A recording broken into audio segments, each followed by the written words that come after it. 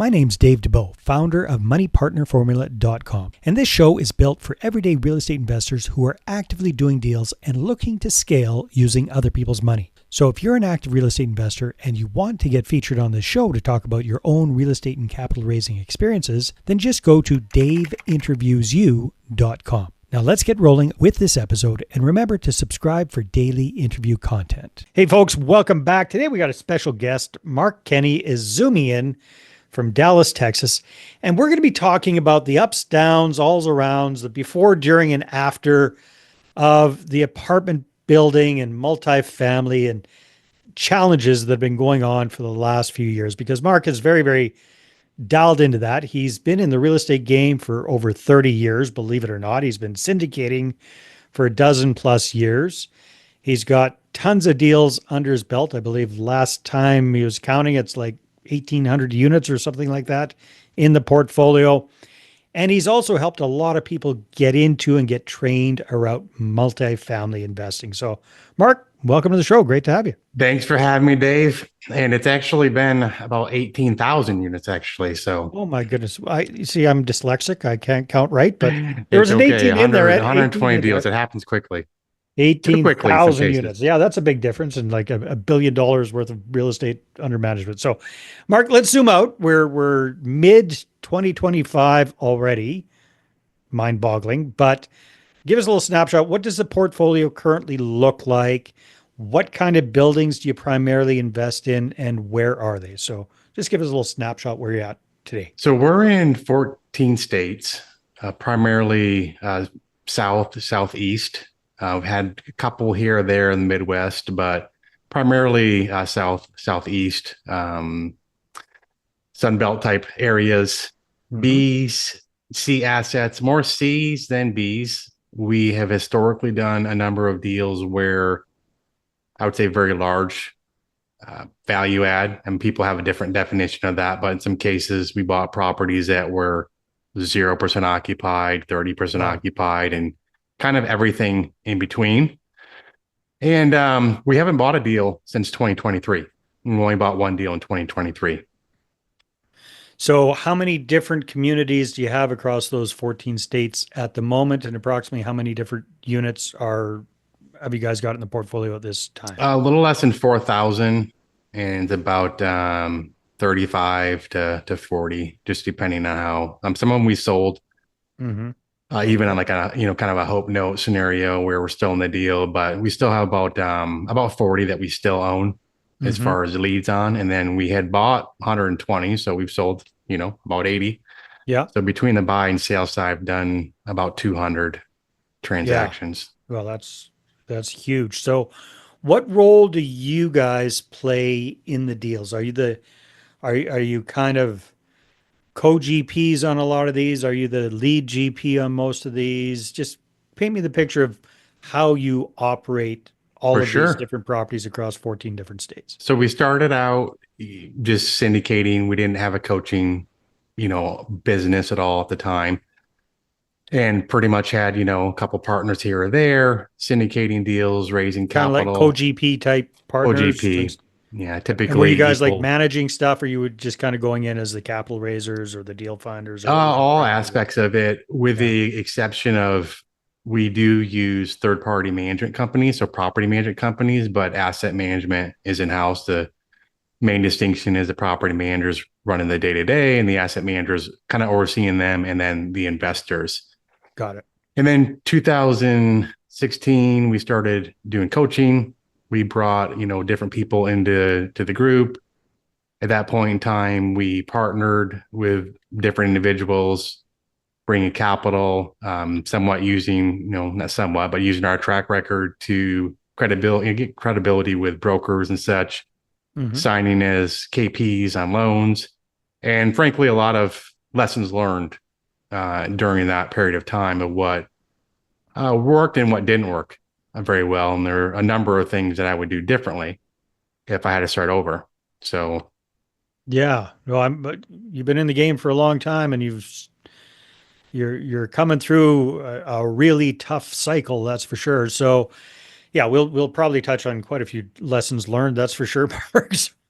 You have half a day to do Well, no, it. we More. don't. It's a short interview, but All we'll right. get to some of the big ones. But I am just curious about that. So I think last time we chatted on the show, Mark, was I believe 2021, which was pretty much the heyday, was the peak of things. COVID was still making things crazy, but the real estate market was just, you know, the tide was definitely rising then.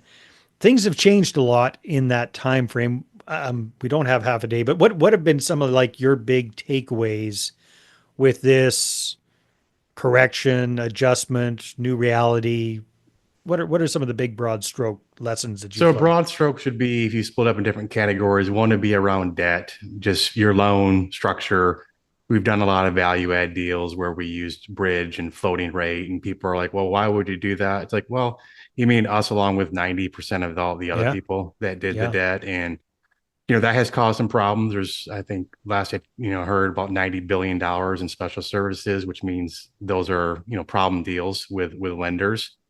And it's not just, syndicators get a bad rap some cases because of, if you want to say decisions that were made, but there are trillion-dollar firms been around for over 150 years that made the same mistakes. Now Yeah. they can recover easier because they have the capital, but just understanding, the type of loan, long-term fixed debt is better in my mind. I mean, just being through the cycle, I would rather take a lower return in order to get the certainty. We had rates going from 4.5% up till 11.5, 12% in some cases, and Yeah, well, when without when going into all things the triple detail, overnight, that makes no, it very, very triple. tough. And Yeah, yeah. people, if you're familiar with not cap rate, but rate cap, but just think of it like an insurance policy, how high your rate can go up. Well, everyone's like, okay, well, after 2 years, I'll sell the property or refinance it. Or, well, you couldn't do that. And probably 90% of the deals couldn't cover their debt. So Hmm. then you're looking at getting a renewal on your rate cap, this insurance, hedge protection. Well, that went up 3,400%. That's a real number. So on a, extreme example, $100 million loan was $98,000 in 2021 for a rate cap, and that went to 1.3 million or 3.4 million, right? It's for the exact Wow. same rate, same protection. So, and you had other things, with insurance. We had one insurance go from 600,000 a year to 3.6 million 1 year. That's a real number. And so, Yeah. avoiding some of those areas, to me, it's like you have knowns, and now we've learned a lot. Like, hey, these are areas I wouldn't buy in. We had eviction issues, so location, huge issue. It was taking us 16 months to evict even a year ago. In Wow. some counties, it's more at the county level than it is really at the Really? state level. So it's pretty important to realize that. And then you run into these problems, like you're brought up, is okay. Now I have a lender, but the lender's also an operator, meaning they operate properties. So think of a conversation, which is a real conversation with a lender, and they say, yeah, hey, I want to work with you. I say this, right? And they're like, well, we're operators. We'll take the property from you and Yeah. just run it. And Yeah. another, We'd rather you fail yeah, because then we get the another property. lender's Yeah. willing to work with you. So, and then it's also whether the lender keeps it on their balance sheet. All that means is they have more control over what they can and can't do on a loan modification. If they sell it off into the market, then they have a lot less control. So debt, hands down, huge thing. Location around evictions, insurance cost, crime. But like, how are you going to know about insurance costs if they go like from that to that over 1 year? Right. How could you possibly foresee that? Well, that's kind of the question, Yeah. and people seem to think everyone should have known, that along with the 11 rate hikes. The insurance to me, there's certain markets we've bought in that I just won't buy in again ever. Like, I got sick on meatloaf when I was 16 years old, and I haven't never had it since. It's Yeah. one of those Yeah. things, Yeah. Yeah. right? Yeah. But if you look at it from the standpoint of really all of it turns into what are the markets where the biggest fluctuations have happened. If you look at, 2022, if I ask people, hey, would you rather invest in Memphis, Tennessee, or people kind of cringe? Oh, Memphis, which we've bought and owned there before, versus Jacksonville, Florida. I think if you look at the stats, the numbers, everything, people would typically say, oh yeah, Jacksonville for sure. Well, Jacksonville, with the cap rate, which is used to value the properties, it went from 4.4 on average from 2022 to 7.5. in Wow. 2024, and Memphis went from 7.5 to 8. And people are like, well, I don't, okay, so what? Well, the exact same property performance from a net operating income, Jacksonville went down $13.5 million in value pretty much in those 2 years, where Memphis, same deal, went down $1 million in value. Yeah. So that's a fluctuation of the cap rate, but it's also because of the insurance cost. You have property taxes are treated differently and things like that. So you can't predict, because even in Arizona we have a property there, and that only went up 38%. That was what we were told. Well, it only went up 38%. Well, you know Arizona doesn't typically get a lot of these big storms, and they just don't, right? But Yeah. Yeah. so I'm not a fan of buying in certain locations anymore. I'm not like Florida. I don't like Florida anymore. I just don't. And the boring markets, if you want to call it, are the ones that have had the least fluctuation, even though they're considered boring markets. And then you look at other aspects of it. What I've learned, which we were chatting a little bit before too, just kind of partnering with people, who you partner with, what does that look like? This is Yeah, because it sounds like early days, at least, you were partnering with a lot of your students that were just kind of coming into the right. business. What were they primarily bringing to the table? Were they Mostly deals, and then they would bring capital as well, either okay? personally or raise capital. And So a that lot. sounds like a good It plan. sounds like it good, and it could be Yeah. good, And I'm sure it but was good in certain circumstances, it, but it not was every. good till it wasn't. But I think Yeah. also, having, we might sit here and think like, well, there's certain aspects of a deal that even asset management that somebody should, it's common sense. Well, it's not common, even though you might think it is, and I think it Mm. is. So I think having the, more, if you want to say, experienced asset managers, really asset managing properties would help. Some of these things just aren't controllable when you have all these things coming at you. But with that said, what people need to realize is, if you and I partner, Dave, and I go off and do something I shouldn't do, and we're both on the loan, you have no idea I did it. Could Yeah. be totally wrong, could be totally fraud, could be whatever it could be. You're also liable. You're just as liable as I am. So people don't realize that these partners that you do business with, and I have a lot of partner stories which you can't get into, but I would just make one comment is, don't ever do a 50-50 partner split, if you want to say, from a management control perspective, unless you have somebody as a tiebreaker.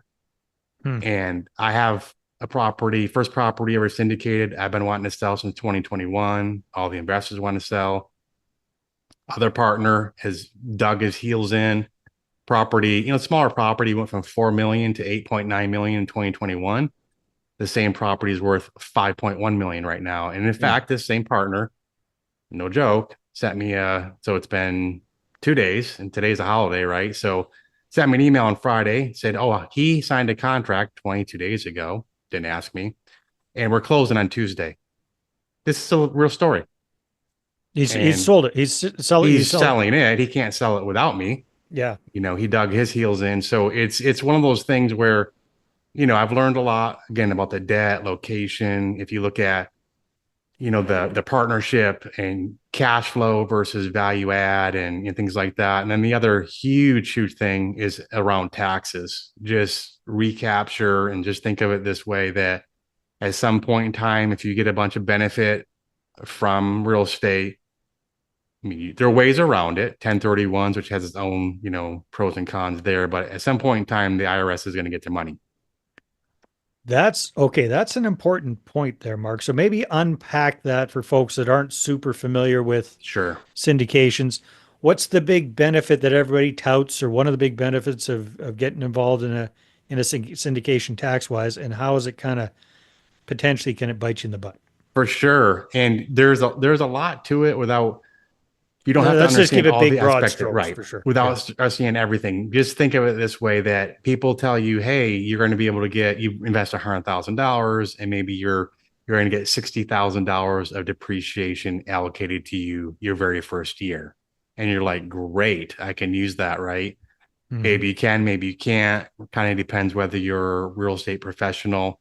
But just think of this, that capital account, that $100,000, for all practical purposes, is typically going down. So it's going down, down, down. You're like, great. Well, When you sell a property, then that gets restored basically. Right. So if that gets restored, what does that mean? Well, it's going to go back to some number, zero typically at first, and then you're going to get taxed on that. So there are real examples where people have lost all their money they put into a deal, 100% loss, and they're still getting taxed in that same year they lost all their money. That's a Wow. legit, real example. They Now, might have got some temporary tax breaks early days, right. but they've lost their 100 grand and now they have to come out of pocket and pay taxes on the money they no Right. longer have We access even to. have an example where the property totally performed. It's a great asset. We paid distributions, did a refi, did all these things. And about a month ago, one of the investors said, well, hey, where's my $345,000? Because he owes $45,000 in taxes. Well, reality is you already got all those benefits, right? We received all those benefits. In fact, we sold it last year and he received money from that too. And he's like, well, he spent it essentially. Yeah. So understanding the tax impact without being a tax expert, but understanding the impact to you as an investor, it's worse as a general partner because you typically, even on the GP side, again, people think everything is capped at 25% for depreciation, recapture. People tell you that it's not true. It can be at your highest tax bracket, and there are the reasons why that happens and reasons they don't. But depreciation, tax, planning for it, and then putting money aside to be able to pay. I know a number of people. We know we've been hit really really hard with taxes 2024, and we're going to be in 2025 because we sold 20 deals last year. Yeah. So Wow. it's Yeah, it can be it's pretty huge. bad. Whew.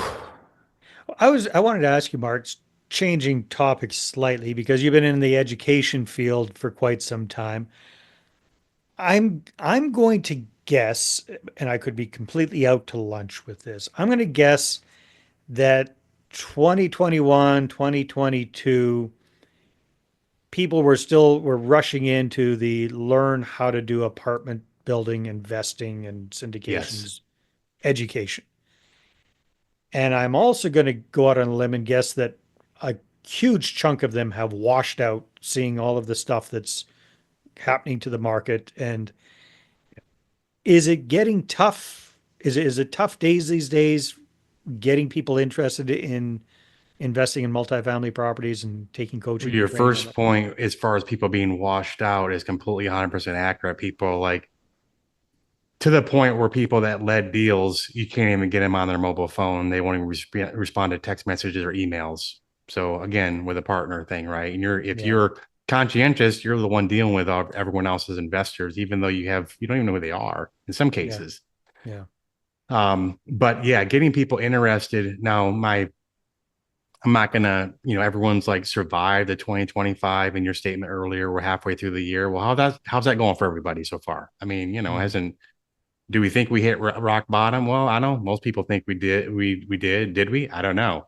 But reality is, people thought things were going to turn a lot faster than they did.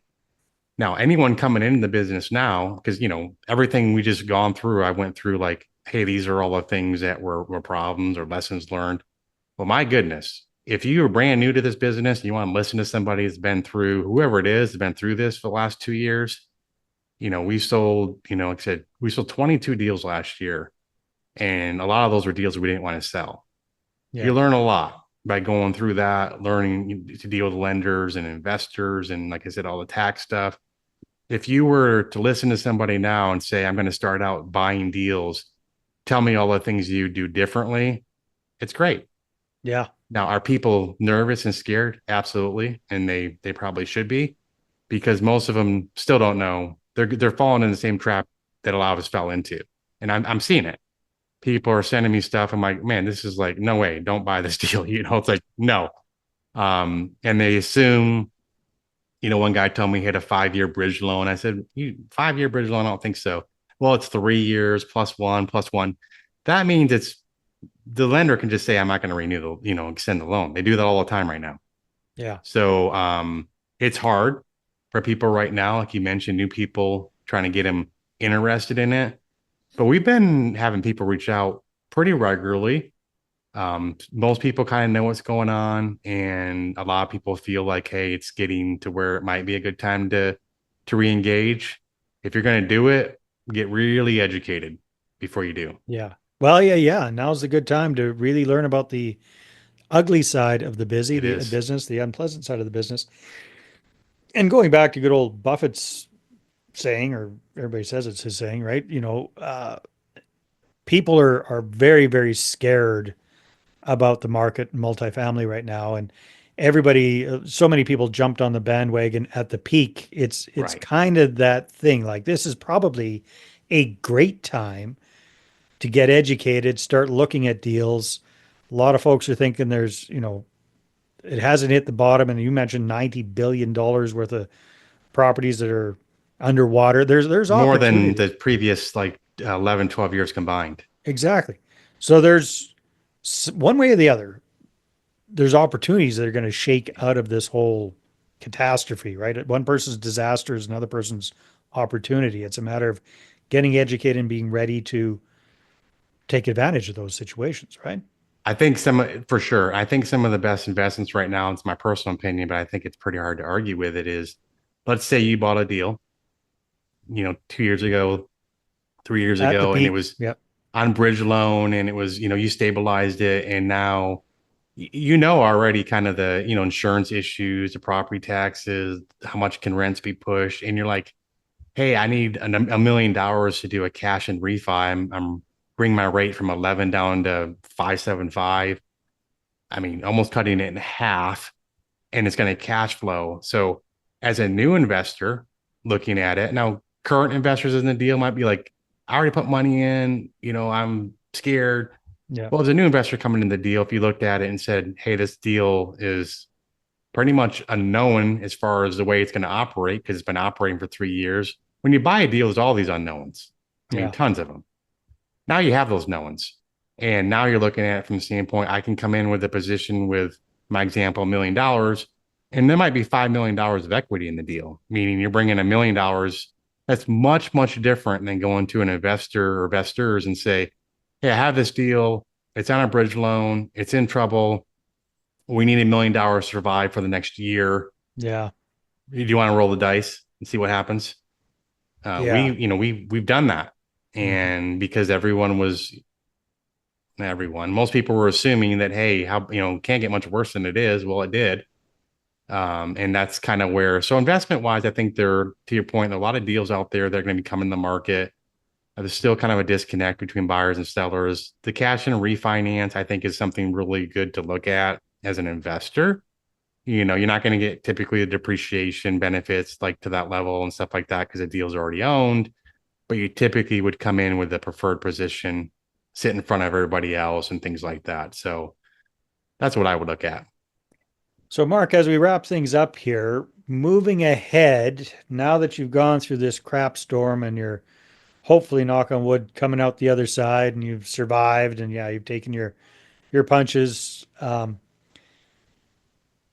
I know you mentioned you're going to avoid certain markets and kind of do a reset there. Any changes on what your buy box is going to be, like the kind of property, the strategy? Are you still looking at doing value add, or where do you see yourself going at moving ahead when you get back on track with buying more Right. properties? I think if you start with the debt and work backwards, and if you say, hey, I want fixed long-term agency debt, Fannie, Freddie, HUD, where it might be, HUD's hard when you're buying. But if you look at that and work backwards, it kind of already puts you into a box.